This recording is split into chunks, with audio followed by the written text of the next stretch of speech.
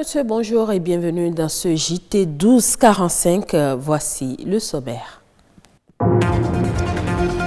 Fête de fin d'année, occasion propice pour plusieurs personnes de donner un peu d'amour et plein de cadeaux aux enfants les plus démunis. Quel est le sens de cet acte de générosité? Nous aurons la réponse dans ce journal. L'économie béninoise se porte bien, c'est ce qu'on peut retenir du discours du président Patrice Talon sur l'état de la nation. Cette croissance économique s'observe dans plusieurs secteurs. Et puis la question de la dégradation des sols reste d'actualité et préoccupe plus d'un. Les changements climatiques ont une part importante dans ce système de dégradation.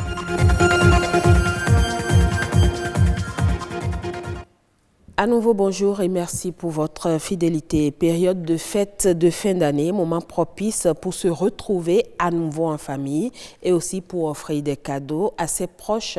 Plusieurs personnes saisissent ces moments de réjouissance pour donner un peu d'amour aux plus démunis en leur offrant de nombreux cadeaux. Quel est donc l'intérêt pour ces personnes et organisations privées de donner la joie aux enfants orphelins? Omolade Sani et Amosa Djovi ont cherché à mieux comprendre et voici leur reportage. Elle est bien connue sur scène, mais aussi depuis quelques années dans les œuvres sociales. Bien qu'étant une icône de la musique béninoise, Miss Espoir a également fait parler sa fibre sociale en multipliant les œuvres humanitaires. Celle de mettre de la joie dans le cœur des démunis et des personnes en situation difficile. Ces dons dans les orphelinats, centres psychiatriques et prisons ont démarré depuis environ 9 ans. L'idée est d'organiser et d'offrir des concerts pour collecter en retour auprès des spectateurs des vivres et des jouets pour les délaissés. Je suis heureuse de servir à quelque chose.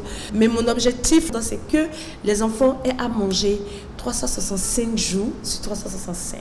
Des enfants crèvent vraiment de faim. Les enfants ont faim. Il y a des enfants qui n'ont pas de parents, qui ont été rejetés. À l'image de cet artiste, bien d'autres organisations, fondations et associations mènent des actions du genre dans le souci de donner de la joie aux enfants à l'approche des fêtes de fin d'année. Même si le mode opératoire diffère d'une organisation à une autre, le principe reste le même, donner un peu d'amour. On a préféré faire un test de sélection, malgré que c'est des démunis et des orphelins, mais à côté de faire parler son cœur, nous cherchons aussi l'excellence en milieu scolaire. C'est comme ça que nous avons lancé les tests. Les enfants ont postulé, ils ont composé et nous avons primé les meilleurs. C'est un acte humanitaire et plein de bonnes intentions qui parfois est interprété à tort ou à raison. Nous, à notre niveau, on n'attend rien de qui que ce soit comme retour. Les associations dépensent énormément pour soulager les enfants. Parce qu'avant d'être fondateur ou fondatrice d'une organisation, il faut avoir le cœur. On est obligé de sortir de nos poches. Du coup, dire qu'on détourne, on ne fait pas ça pour attendre quelque chose en retour. Malgré les préjugés, les organisateurs n'entendent pas baisser les bras. Ils comptent bien poursuivre cette noble œuvre. Je pense que ceux-là qui jugent qu'il y a un intérêt dedans, il faut qu'ils s'y mettent pour voir vraiment est-ce qu'il y a un intérêt dans les œuvres sociales. Pour ces représentants d'associations œuvrant dans le social, personne ne choisit d'être orphelin et nul n'a le droit d'être heureux tout seul. C'est pourquoi ils invitent tous les Béninois à s'intéresser à ces actions pour faire disparaître les inégalités sociales. Je l'annonçais en titre, l'économie béninoise est en pleine croissance. Plusieurs facteurs expliquent cette performance réalisée au cours de l'année 2019. Il s'agit notamment du domaine du transport, de l'énergie et de l'agriculture. Evra Danani.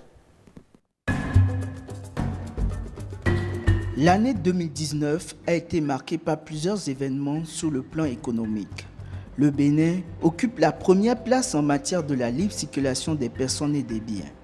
Le trafic global cumulé import et export au port autonome de Cotonou s'établit à près de 11 millions de tonnes en 2019 contre 9,4 millions en 2017, soit une progression de 15%.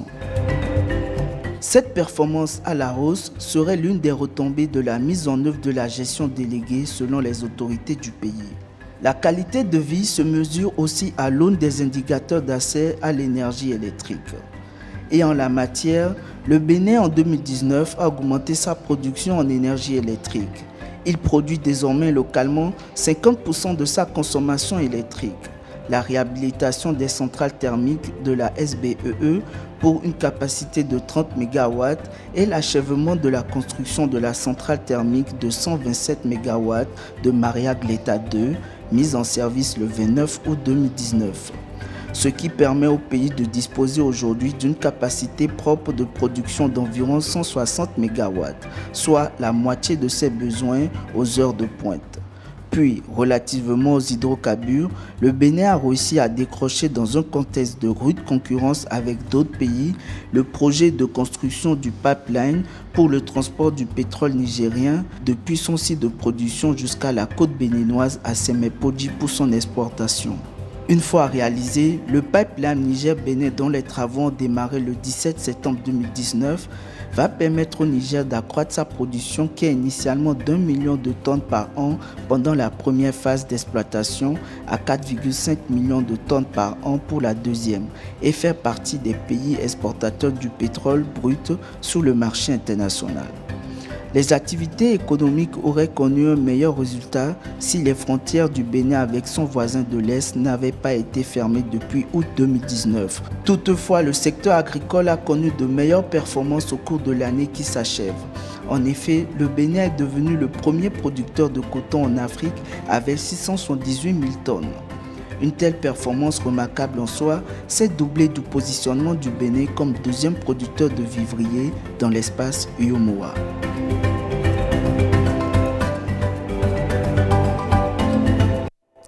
La baisse de la fertilité des sols constitue une des principales difficultés que connaît actuellement l'agriculture béninoise.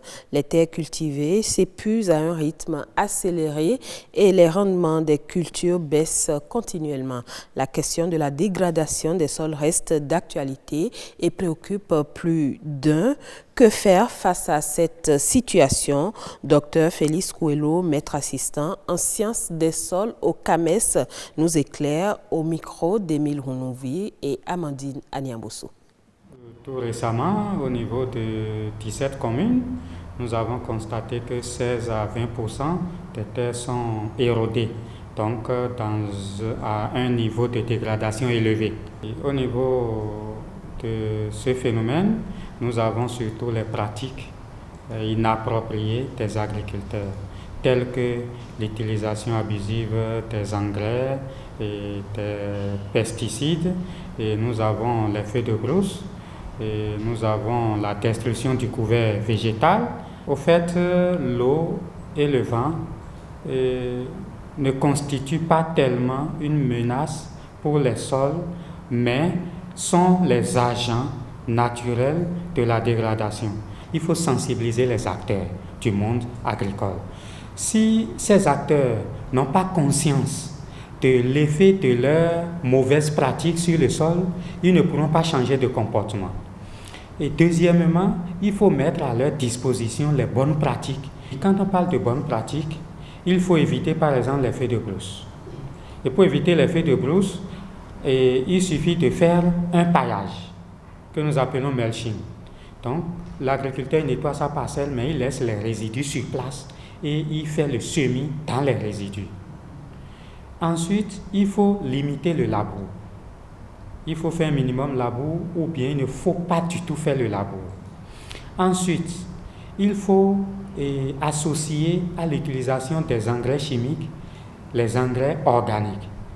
Aussi, pour ce qui concerne les insecticides et les herbicides, nous avons des plantes à effet insecticide, donc des extraits de plantes que nous pouvons utiliser pour tuer les ravageurs. Et là, on n'aura pas besoin d'utiliser les insecticides.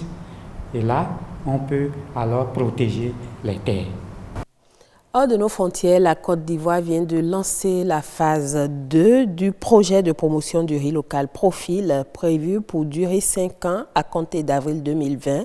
Cette deuxième phase vise la dynamisation de la production et la distribution du riz local ivoirien. Il s'agit notamment de renforcer la chaîne de valeur du riz, de mieux structurer le mécanisme durable du système de crédit et du service de mécanisation et d'améliorer la qualité du riz produit au plan national, d'un coût total de 4,2 milliards de francs CFA, dont 3,7 milliards pour le Japon et 500 millions de francs CFA pour la Côte d'Ivoire. Le profil est destiné à renforcer les compétences techniques des producteurs et usiniers.